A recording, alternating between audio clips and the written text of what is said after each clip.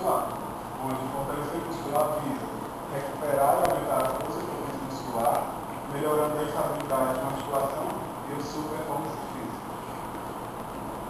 Bem, existem vários recursos e técnicas que visam gerar o fortalecimento muscular.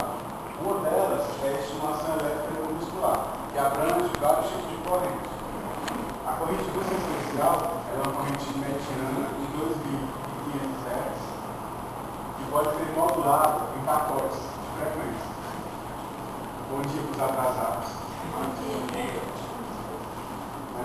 E a partir dessa modulação desses pacotes, a gente pode dar ênfase em diferentes tipos de fibra muscular. Um exemplo, se eu utilizar uma frequência até 50 Hz, eu vou estar estimulando fibras do tipo 1, as de resistência, que utilizam metabolismo aeróbico. Se eu utilizar uma frequência acima de 50 Hz, até 200, 250, eu vou estar estimulando fibras do tipo 2, as dinâmicas, né? Que utilizam a via anaeróbica. Bem, então a corrente russa, ela visa promover o aumento de força muscular, a reeducação e a melhora do tônus muscular. Outro recurso bastante utilizado para gerar o fortalecimento muscular é o exercício resistido, né? Onde ele é caracterizado por uma contração ativa, gerando um movimento contra a resistência externa. Então, o exercício resistido ele promove a adaptação neurais, ou seja, ele reduz unidades neuromotoras, vasculares e metabólicas, né? Quando a musculatura se contrai, isso favorece a circulação, melhorando o retorno venoso. E a adaptação de exercícios conjuntivos do músculo esquelético, né? Kirchner ele fala que o exercício resistido ele gera a hipertrofia e a hiperplasia muscular. Bom, então, uma boa população para fazer estudos envolvendo fortalecimento muscular é composta por pessoas sedentárias. Uma vez que, com o processo de industrialização, essas pessoas têm menos oportunidades de estar fazendo exercícios de atividades físicas. Isso altera o estilo de vida que vai podendo ocasionar alguns tipos de enfermidades, como a diabetes, osteoporose, problemas cardiovasculares e até mesmo câncer. Então, a nossa pesquisa buscou verificar se a associação dessas duas técnicas geraria um aumento de força muscular mais efetivo do que utilizar de forma isolada. Então, nós resolvemos fazer esse trabalho pela nossa curiosidade diante de vários recursos com o mesmo objetivo que seria o fortalecimento muscular. E ela tem a importância justamente de, a partir de seus resultados, nós podemos selecionar um protocolo de fortalecimento mais ideal, gerando evidência científica e, consequentemente, um atendimento mais qualificado.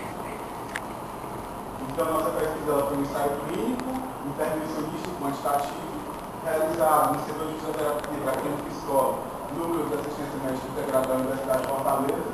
A população foi composta por pessoas consideradas sedentárias, com um número de 12 indivíduos. Foram inclusos na pesquisa pessoas com a faixa etária de 18 a 30 anos de idade, independente do sexo, e quem tem que participar da pesquisa.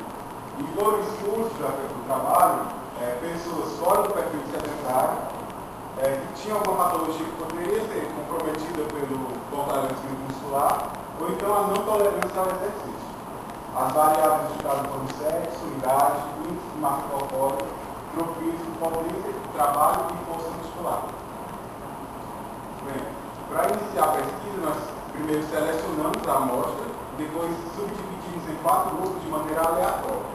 No primeiro grupo ficaram 3 indivíduos submetidos a eletroestimulação com a corrente russa, um pacote de 50 Hz, um tempo de contração de 10 segundos, dividido em 3 de subida, 4 de sustentação e 3 de descida, intercalado com 10 segundos de repouso, formando um ciclo de 50% de contração e 50% de repouso. Os eletrodos eram colocados na região do quadríceps, bilateralmente, e a intensidade nós elevávamos até gerar um estímulo necessário para desencadear a contração muscular e o movimento de toda a extensão do joelho. Já no segundo grupo, ficaram 3 indivíduos submetidos ao exercício resistido, onde eles também fizeram 10 contrações musculares, com 10 segundos de isometria, intercalados com 10 segundos de repouso, com uma carga de 70% da carga máxima, estabelecido pelo teste 1RM, e em todo o amplitude de extensão também. Já no grupo 3, ficaram 3 indivíduos que se submeteram aos 2 técnicos associados, com os mesmos parâmetros já mencionados. E no grupo 4, ficaram 3 indivíduos também que somente fizeram uma avaliação inicial e uma reavaliação sem se submeter a nenhuma fortalecimento muscular, servindo como um grupo controle. A pesquisa